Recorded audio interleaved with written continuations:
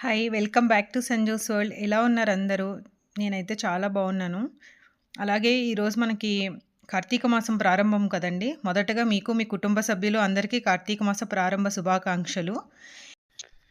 ఈ కార్తీక మాసంలో మనం నిత్యం కార్తీక పురాణం చదువుకున్నా, లేదంటే విన్నా చాలా మంచిదండి. చదువుకునే టైం ఉన్నవాళ్ళు చదువుకుంటూ ఉంటారు. అలాగే చదువుకోవడానికి టైం లేని వాళ్ళు వింటూ ఉంటారు, వినడానికి ప్రయత్నిస్తూ ఉంటారు. అలాగే నేను కూడా మీకు కార్తీక పురాణం డైలీ అంటే ఈ 30 రోజులు 30 అధ్యాయాలుంటాయండి కార్తీక పురాణంలో. నేను డైలీ ఏ రోజుది ఆ రోజు అధ్యాయం మీకు చదివి వినిపించాలి అనుకుంటున్నాను. ఎవరికన్నా ఇంట్రెస్ట్ ఉంటే వినొచ్చు. అలాగే ఈ కార్తీక పురాణంలో మనకి మొదటి రోజు మొదటి అధ్యాయంతో ప్రారంభిద్దాము.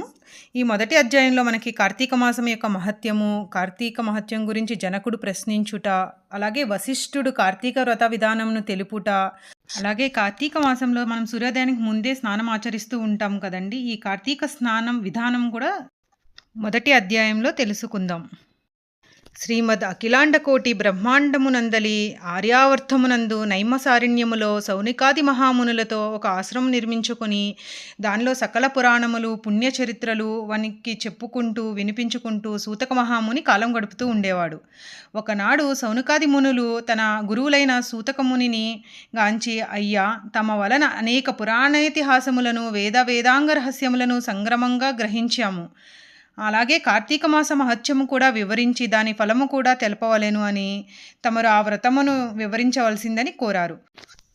అప్పుడు ఆ సూత మహర్షి, ఓ మునివర్యులారా, ఒకప్పుడు ఇదే కోరికను నారదుడు సృష్టికర్తయగు బ్రహ్మను కోరుకొనగా బ్రహ్మదేవుడు అతనికి విష్ణుమూర్తి, లక్ష్మీదేవికి, సాంబశివుడు పార్వతీదేవికి తెలియచేసిన విధముగా నా గాథను వినిపించెను. అట్టి పురాణ కథను మీకు తెలియజేయును అని ఈ కథను వినుట వలన మానవులకు ధర్మార్థములు కలుగుటయే కాక వారు ఇహమునందును పరమందును సకల ఐశ్వర్యములతో తొలతూగుదురు. కావున శ్రద్ధగా నాలకింపుడని ఇట్లు చెప్పెను.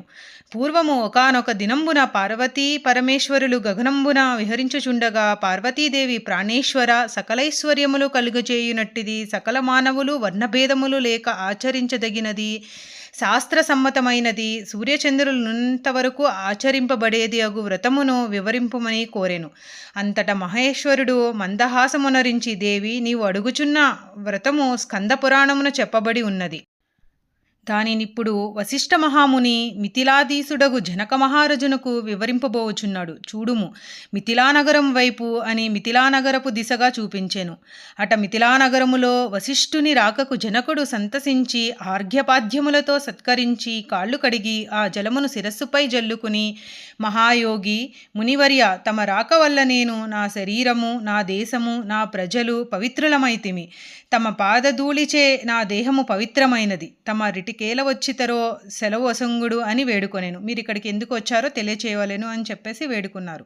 అందులకు వశిష్ఠుడు, జనక మహారాజా, నేను ఒక మహాయజ్ఞము చేయతల పెట్టి తిని దానికి కావలసిన అర్ధబలమును అంగబలమును నిన్నడిగి క్రతువు ప్రారంభించవలెనని నిశ్చయించుకుని ఇటు వచ్చి తిని అని పలకగా, జనకుడు, మునిచంద్రమ, అటులనే ఇత్తును, స్వీకరింపుడు. కానీ చిరకాలము నుండి నాకొక సందేహము కలదు.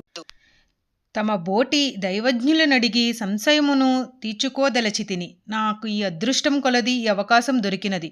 గురురత్న, సంవత్సరములో కల మాసములలో కార్తీక మాసమే ఏల అంత పవిత్రమైనది. ఈ కార్తీక మాస గొప్పతనం ఏమి అను సంశయము నాకు చాలా కాలం నుండి ఉన్నది.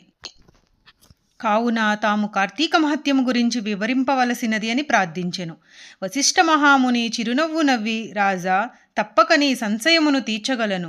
నేను చెప్పబోయే వ్రతకథ సకల మానవులు ఆచరించదగినది, సకల పాపహరమైనది అయి ఉన్నది. ఈ కార్తీక మాసము హరిహర స్వరూపము. ఈ మాసమునందు ఆచరించు వ్రతము యొక్క ఫలమింతని చెప్పనలవి కాదు, వినుటకు కూడా చాలా ఆనందదాయకమైనది. అంతియేగాక వినినంత మాత్రమునే ఎట్టి నరకబాధలు లేక ఇహమందున పరమందును సౌఖ్యమును పొందగలరు. నీ బోటి సజ్జనులు ఈ కథను అడిగి తెలుసుకొనుట ఉత్తమమైనది. శ్రద్ధగా ఆలకింపుమని ఇట్లు చెప్పసాగెను. వశిష్ఠుడు కార్తీక వ్రత విధానము తెలుపుట. ఓ మిథిలాధీశ్వర, జనక మహారాజా, ఏ మానవుడైనను ఏ వయసు వాడువైనను ఉచ్చ నీచ అనే భేదము లేక కార్తీక మాసములో సూర్యభగవానుడు తులారాశి అందుండగా వేకోజామున లేచి కాలకృత్యములు తీర్చుకుని స్నానమాచరించి దాన ధర్మములను దేవతా పూజలను చేసినచో దాని వలన అగణిత పుణ్యఫలము లభించును. కార్తీక మాస ప్రారంభము నుండి ఇట్లు చేయుచు శివలింగార్చన విష్ణు సహస్రనామార్చన ఆచరించుచుండవలెను. ముందుగా కార్తీక మాసము దేవతయగు దామోదరునికి నమస్కరించి, ఓ దామోదర, నేను చేయు కార్తీక వ్రతమును ఎట్టి ఆటంకములు రానియక నన్ను కాపాడుము అని ధ్యానించి ఈ వ్రతమును ప్రారంభించవలను. మొదటగా కార్తీక స్నాన విధానము. ఓ రాజా, ఈ వ్రతమాచరించు దినములలో సూర్యోదయమునకు పూర్వమే లేచి కాలకృత్యములు తీర్చుకుని నదికి పోయి స్నానమాచరించి గంగకు, శ్రీమన్నారాయణకు, పరమేశ్వరునకు, భైరవునకు నమస్కరించి సంకల్పం చెప్పుకుని మరలా నీట మునిగి సూర్యభగవానునికి ఆర్ఘ్య ప్రదానముసంగి పితృదేవతలకు క్రమ ప్రకారమునుగా తర్పణములు నర్చి గట్టుపై 3 దోషుళ్ళు నీళ్లు పోయవలెను. ఈ కార్తీక మాసములో పుణ్యనదులైన గంగా, గోదావరి, కృష్ణ, కావేరి, తుంగభద్ర, యమున మున్నగు నదులలో ఏ ఒక్క నదిలోనైనను స్నానమాచరించిన ఎడల గొప్ప ఫలము కలుగును. తడిబట్టలు వీడి మడిబట్టలు కట్టుకుని శ్రీ మహావిష్ణువునికి ప్రీతికరమైన పుష్పములను తానే కోసి తెచ్చి నిత్య ధూప దీప నైవేద్యములతో ఆ భగవంతునికి పూజ చేసి గంధము తీసి భగవంతునికి సమర్పించి తాను బొట్టు పెట్టుకుని పిమ్మట అతిథి అభ్యాగతులను పూజించి వారికి ప్రసాదమిడి తన ఇంటి వద్ద కానీ దేవాలయములో కానీ లేక రావి చెట్టు మొదట కానీ కూర్చుండి కార్తీక పురాణమును చదువుకునేవలెను.